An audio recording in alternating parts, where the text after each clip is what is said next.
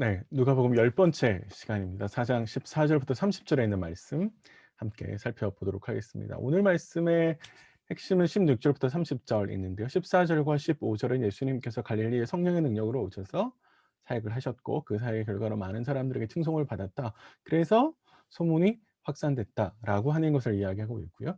그것에 대한 예를 이제 16절부터 30절 그리고 31절부터 44절에 걸쳐서 누가가 우리에게 소개시켜 주는데 오늘 우리가 함께 읽은 본문은 16절부터 30절에 그 핵심이 있다고 볼 수 있습니다. 14절과 15절은 요약한 거고요. 나중에 가면 42절과 44절도 요약하는 것처럼 보이는데 그 중간에 끼어 있는 16절과 30절이 핵심인데 이 16절과 30절은 크게 두 가지 문단으로 나눠져 있다고 볼 수 있습니다. 예수님께서 나사렛에 이르셨고 그리고 그 나사렛을 나가는 것이 처음과 마지막에 있고요. 그 중간에 예수님께서 이사야의 말씀을 인용하시면서 이것이 오늘 성취됐다라고 선언을 하시자 사람들이 예수님께 보이는 반응, 사실 부정적이죠. 그리고 부정적인 반응을 보이는 청중들을 향해서 예수님께서 고발하시고 그 거절의 결과를 설명하셨을 때 사람들이 다시 보이는 반응, 사실 예수님을 죽이려고 하죠.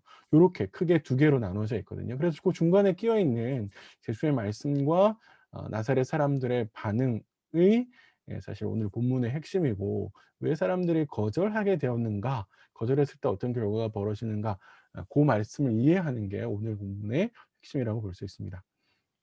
자, 그래서 이사야 한번 중간에 살펴보시죠.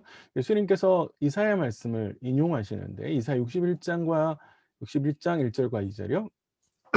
죄송합니다. 58장 6절을 섞어서 인용하시는 것처럼 보입니다. 근데 우리 성경에는 번역이 약간 어렵게 되어 있는데요. 이걸 헬라어 문장을 뜯어보면 이렇게 되어 있습니다. 성령이 임재하셨다. 왜? 왜 임재하셨느냐? 그 목적이 뭐냐라고 하는 것을 이야기하는 거고요. 두 번째는 하나님의 나를 보내셨습니다라고 이야기해 놓고 나서 왜 보내셨느냐라고 하는 것을 크게 세 가지로 이야기하고 있습니다. 그래서 요걸 자세하게 살펴보면 어떻게 되냐면 요렇게 되는 것이죠. 성령이 나에게 임하셨습니다. 늘 누가는 성령이 임하셔서 예수님을 인도하고 계시다라고 하는 것을 우리에게 이야기해 주고 있고요. 특별히 그 목적이 뭐냐 하면 가난한 자에게 복음을 전하기 위해서다라고 이야기를 하는데 여기서 말하는 가난한 자는 물론 경제적으로 가난한 것을 기본적으로 의미할 수 있는데 근데 그것에만 국한되지 않고요. 모든 면에 있어서 그래서 절대적으로 하나님의 도움을 필요로 하는 사람들 그래서 하나님을 의지하는 사람들 그냥 단순하게 가난한 사람이라고 해서 다 되는 게 아니고요. 가난하기 때문에 적극적으로 주님의 말씀에 반응하고 하나님 말씀을 따라가려고 하는 사람들에게 복음을 전하게 하신다라는 것이죠. 그래서 예수님께서 그들에게 초청하시는 거잖아요. 나중에 가면 예수님을 주로 따라다니는 사람은 권세 있거나 능력이 많거나 부자가 아니라 주로 가난한 사람들, 즉 적극적으로 반응하는 사람들이었다라고 하는 걸 저희가 확인할 수 있습니다. 두 번째는 그가 나를 보내셨다라고 말씀하시면서 하나님의 보내심을 받았다. 그럼 적극적으로 반대로 하나님 보내셨다라는 거죠. 왜 보내셨느냐라고 하면 포로된 자에게 자유를 주고 눈먼 자에게 보게 함을 하게 하시기 위해서다라고 이야기하는 거죠. 포로된 자, 눈먼 자라고 하는 것은 영적으로 억눌려 있는 상태를 이야기하는 겁니다. 그래서 진리를 바로 보지 못하고 하나님의 뜻을 정확하게 깨닫지 못하는 사람들에게 바로 깨달을 수 있도록 하시기 위해서 예수님께서 보냄을 받은 거고요. 눌린 자라는 말도 마찬가지인데 정치적으로 억압받거나 어떤 강력한 힘에 의해서 억눌려 있는 사람들을 이야기하는 겁니다. 그들에게 자유롭게 해 주기 위해서 그래서 예수님께서 사역하시는 걸 보면 사탄의 힘에 눌려 있는 사람들을 자유롭게 해 주잖아요. 우리 당장 회당에서 안식일 날 논쟁을 가질 때 회당에서 병에 눌려 있는 사람들을 고치기도 하시고 그리고 각종 귀신 들려 있는 사람들을 고치기도 하시잖아요. 이제 그런 것들을 보면 예수님께서 이 자신의 사명을 어떻게 수행하시는지가 이후에 펼쳐져 가는 것이죠. 세 번째는 주의 은혜의 해를 선포하기 위함이다라고 이야기하는데요. 희년하고 유사하죠. 희년의 정신을 그대로 재현하는 건데 희년을 문자적으로 성취하신다 그런 건 아닌 것 같고요. 희년은 정신이 자유롭게 해 주는 거잖아요. 종된 것에서부터 어떤 물질의 빌린 돈을 갚아 주는 것으로부터 면제해 주는 거니까 그런 것으로부터 자유롭게 해 주는 것인데요. 그래서 그런 자유로움, 하나님의 구원이 가져오는 자유를 누리도록 하는 것. 그게 바로 예수님께서 보냄을 받은 이유다라고 선언하시는 거죠. 자, 저희가 이제 기억해야 될 건 뭐냐면 이 이사야 말씀을 인용하시고 그것을 자신에게 적용하시는 이 예수님의 사역이 앞으로 어떤 모습으로 펼쳐져 갈 것인가라고 하는 것인데, 아까 말씀드렸듯이 예수님은 귀신 들린 자를 자유롭게 하고 병에서 자유롭게 하고 자신이 가지고 있는 물질로부터 자유롭게 해 주거든요. 대표적인 사람이 레위 같은 사람이잖아요. 그런 모습들이 앞으로 어떻게 펼쳐질지 이 말씀을 기억하시면서 저희를 가는 게 좋은데, 예수님께서 이 말씀을 하시고 난 다음에 백성들에게 이렇게 이야기해요. "오늘 너희 귀에 응했다." 이렇게 이야기하시는데, 이거는 이사야의 말씀이 지금 나를 통해서 너희가 나를 인정한다면 그 성취되는 것을 바로 확인할 수 있다. 그러니까 예수님 말씀 뭡니까? 예수님 말씀에 합당한 반응을 하라고 하시는 것이죠. 너희가 그토록 오랫동안 선지자의 말씀이 응하기를 고대했는데 바로 지금이 그 때다라고 예수님께서 선언하시는 겁니다. 내 안에서 하나님의 말씀이 성취되어지는 것을 볼 수 있을 것이다. 예수님이 이렇게 말씀하신 이유는 뭐냐면 나사렛 사람들이 예수님의 이 말씀을 듣고 예수를 메시아로 받아들이라고 요구하시는 것인데, 근데 이 말씀을 들은 나사렛 사람들의 반응은 두 가지로 혼란스럽게 나타납니다. 첫 번째는 예수를 증언했다라고 이야기를 하는데, 이건 긍정적인 반응입니다. 예수님께서 말씀하신 것에 대한 그 언변 혹은 논리 혹은 어떤 깊이에 대해서 인정했다라는 이야기입니다. 꼴랑 두 구절 이야기했는데 이렇게 반응을 했다고 하는 거예요? 요렇게 생각하실 수 있는데, 사실 누가는 예수님께서 말씀하신 것에 많은 이야기를 요약해서 실어서 우리에게 소개시켜 주는 것이죠. 예수님께서 두 구절만 이야기하셨을 것 같지 않고요. 당시 회당의 예배 순서를 보면 이사야 말씀이 이런 선지서를 읽고 난 다음에 그것을 설명하고 또 혹은 가르쳐 주는 형태로 진행됐기 때문에 예수님께서 아주 길게 설명하셨을 거라고 생각할 수 있습니다. 자, 그래서 예수님의 그것을 인정하는데 동시에 그렇게 은혜로운 말씀을 하는 사람이 요셉의 아들 예수다라고 하는 점에 있어서 이 사람들은 넘어지게 됩니다.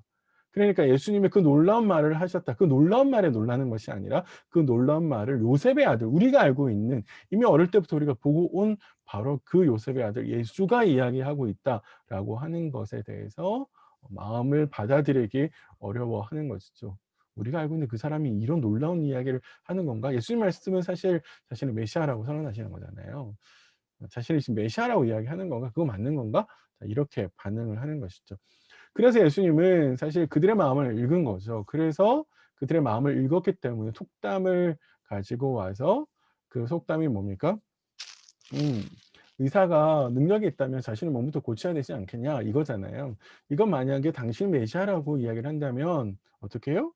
당신이 그 능력이 있다라고 하는 것을 증명을 보여라 이렇게 이야기를 하는데, 사실 예수님께서 그들의 이런 생각을 드러내시면서 이렇게 이야기하십니다. 선지자는 고향에서 환영을 받지 못한다. 이건 뭐예요? 그들이 예수님을 거절하고 있다라고 하는 것이고, 그런 거절의 행태를 고발하시는 거라고 볼 수 있습니다. 이스라엘 백성들이 오래전에 선지자를 거부했을 때 일어난 결과를 예수님께서 가져오시면서 메시아인 자신을 거절했을 때 어떤 결과를 맞이할 것인가라고 하는 것을 이야기해 주시죠. 생각해 보세요. 아합 시대 때 엘리야와 엘리사가 활동했는데 엘리야와 엘리사 하나님의 선지자를 이스라엘 백성들이 거부했을 때 어떤 결과가 일어났습니까? 그들은 하나님을 보지 못했습니다. 하나님 말씀을 듣지 못했습니다. 그 나머지 고통스러운 결과를 맞이하게 되는 것이죠.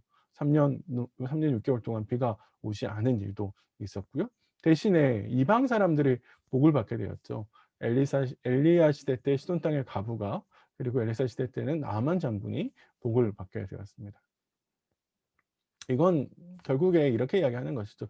너희들은 거부해서 고통스러운 결과를 맞이하겠지만 나를 받아들이는 사람들은 하나님의 복을, 또 하나님의 네 안에서 일하는 것을 보게 될 것이다. 이렇게 이야기하는 것이죠.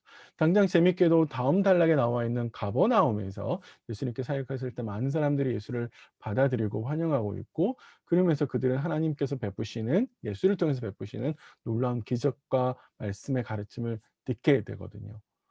그래서 이 극명한 대조를 경험하게 될 것이다 라고 이야기하는 것이죠. 사실 하나님의 기적을 보지 못하는 것으로만 끝나는 것이 아니라 하나님과 단절된다라고 하는 극한 고통에 이르게 된다라고 하는 것이 예수님 말씀의 핵심입니다.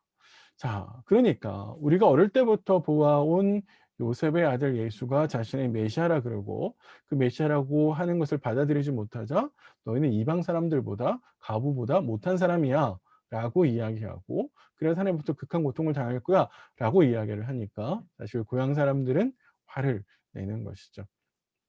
그래서 예수님을 죽이려고 이야기합니다. 사실 거부하는 것이죠. 당시에 율법에 심각한 범죄자들은 재판 없이 처형을 할 수 있었고 신명기 13장 5절에 의하면 돌로 쳐 죽일 수 있었습니다. 거짓 선지자라면 바로 죽일 수 있었습니다.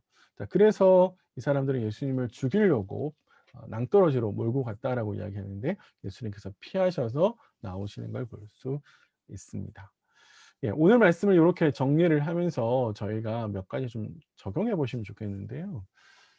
성령의 인도하심으로 예수님께서 사역을 하러 나가시는데 이거는 사도행전 2장의 초대교회도 마찬가지였습니다.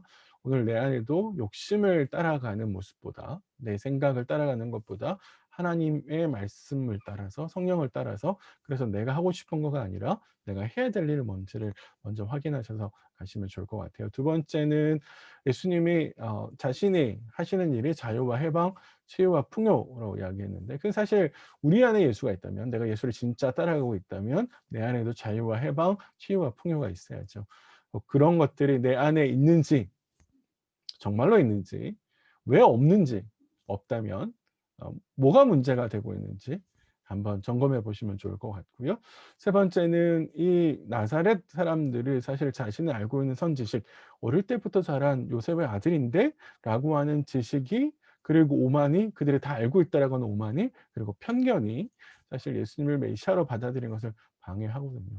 우리 안에 이런 선지식 나를 더 큰 깨달음으로 가는데 방해하는 선지식 그리고 다 알고 있다라고 하는 오만 그리고 잘못된 편견 그런 모습들이 내 안에는 없는지 한번 점검해 보시면 좋을 것 같고요.